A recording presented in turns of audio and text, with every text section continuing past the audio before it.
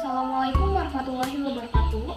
Perkenalkan, nama saya Anissa Dwi Lestari Putri. Saya dari Prodi STR Keperawatan kelas 1A dengan NIM P279041240006. Di sini saya akan membuat video tentang pembagian sel, struktur dan fungsi sel untuk memenuhi tugas mata kuliah ilmu biomedik dasar.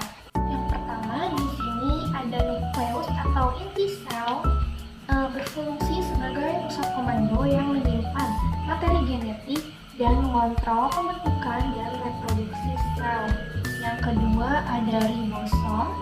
Nah, ribosom ini fungsinya sebagai salah satu organ sel yang membantu proses pembuatan protein di dalam sel atau biasa disebut juga dengan sintesis protein.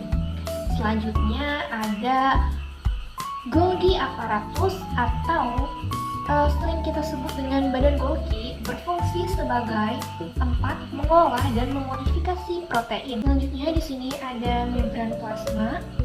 Membran plasma ini memiliki fungsi yaitu memberikan perlindungan terhadap sel dengan mencegah masuknya zat-zat berbahaya dan patogen ke dalam sel. Selanjutnya ada mitokondria.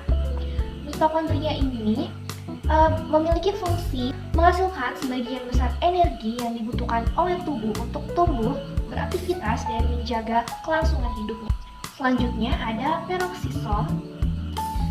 Peroksisom ini memiliki fungsi pada tumbuhan itu umumnya untuk memecah asam lemak untuk digunakan sebagai bahan bakar seluler. Selanjutnya adalah sitoskeleton. Sitoskeleton ini berperan dalam memelihara dan memperkokoh bentuk sel serta pergerakan organel dan komponen yang ada di dalam sel. Selanjutnya ada mikrotubulus. Mikrotubulus berfungsi untuk melindungi sel, memberi bentuk sel dan membentuk silia, flagella, serta sentriol. Selanjutnya adalah filamen intermediate. Filamen intermediate ini memiliki fungsi penting untuk penyokong sel dan inti sel, menahan tekanan dari luar dengan membentuk jejaring pada sitoplasma. Selanjutnya di sini ada mikrofilamen. Mikrofilamen ini adalah jaringan serat protein sitoskeleton terkecil yang berfungsi sebagai jalur untuk pergerakan protein motorik yang disebut miosin atau pembentuk filamen.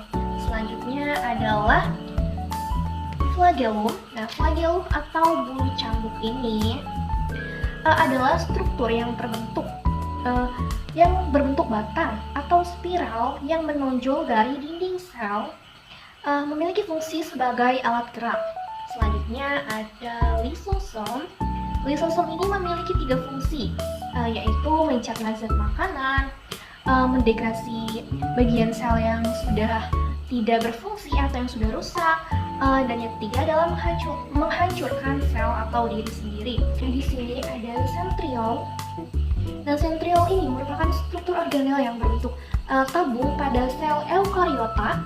Dan organel ini berperan dalam proses pembentukan pembelahan sel dengan membentuk benang spindle dan pembentukan silia serta flagella. Selanjutnya ada retikulum endoplasma kasar. Nah, retikulum endoplasma kasar ini memiliki fungsi untuk membuat dan menghasilkan protein sehingga dapat digunakan oleh sel. Nah, selanjutnya ada retikulum endoplasma halus. Retikulum endoplasma halus ini berguna untuk pembentukan lemak dan karbohidrat. Ini saja yang dapat saya sampaikan. Kurang lebihnya mohon maaf. Wassalamualaikum warahmatullahi wabarakatuh.